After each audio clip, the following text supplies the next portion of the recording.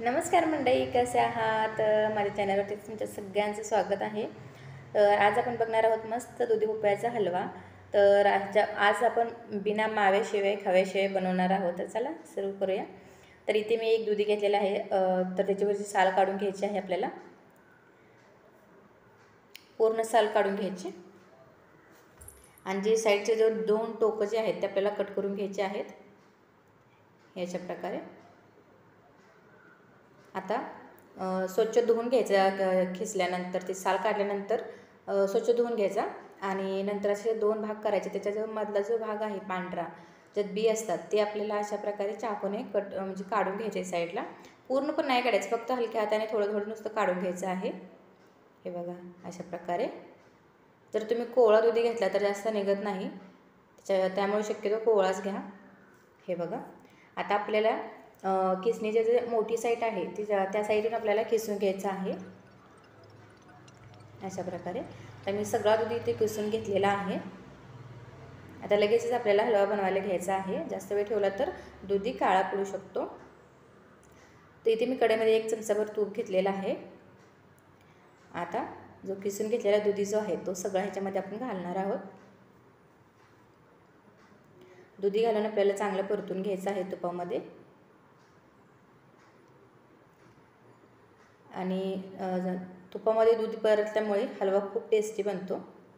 त्याच्यामुळे 2-3 मिनटं असंच आपल्याला दुधी परतून घ्यायचं आहे. दुधी आपला परततोय तोपर्यंत एक पेस्ट तयार करून घेऊया. तर इथे मी थोडेसे काजू घेतले बघा आणि त्याच्यामध्ये घालायचं आहे अर्धा कप दूध घेतलेलं आहे. साईसकट दूध घेतलं आहे आणि त्याची पेस्ट आपल्याला तयार करून घ्यायची आहे. आणि आता इथे मी दुधीसुद्धा चांगला परतून झालेला आहे. तर मी इथे 1 कपभर दूध घातलेलं आहे आणि जे आपण काजू आणि दुधाची पेस्ट बनवली होती तीसुद्धा आपण ह्याच्यामध्ये घालणार आहोत. त्याच्यामुळे खवा घातल्यासारखं टेक्स्चर येईल त्याला. यासाठी तुमच्याकडे जर दुधाची मलाई असेल तरीसुद्धा ती घालू शकता, पण माझ्याकडे मलाई नव्हती. आणि मलाई जर नसेल तर काय करायचं, तर हे काजू आणि दूध घालून थोडीशी पेस्ट बनवायची, ह्याच्यामध्ये घालायची. तर बघू शकता एकदम खवा घातल्यासारखं टेक्स्चर आलं आहे त्याला आणि किती छान दिसत आहे बघा. आता हे चांगलं शिजवून घ्यायचं आहे आपल्याला. त्याच्यामध्ये घालते मी अंदाजे अर्धी वाटी साखर आहे. गोड तुमच्या आवडीप्रमाणे तुम्ही कमी जास्त करू शकता. आता साखर घालून सुद्धा चांगलं मिक्स करून घ्यायचं.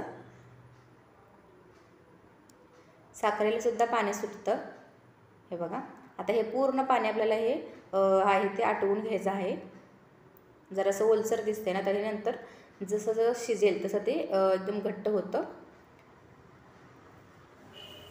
तर बघू शकता पूर्ण पाणी आटलेलं आहे आणि हलवा आपला रेडी झालेला आहे.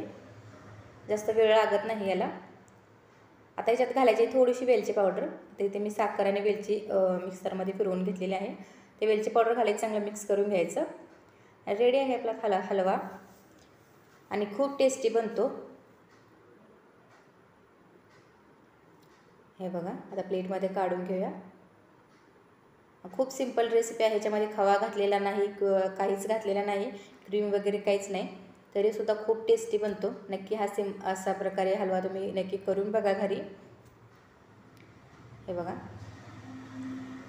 आणि व्हिडिओ जर आवडला असेल तर व्हिडिओला लाईक करा, शेअर करा आणि चॅनल तुम्ही जाऊन सबस्क्राईब नसेल केलं तर प्लीज सबस्क्राईब करा.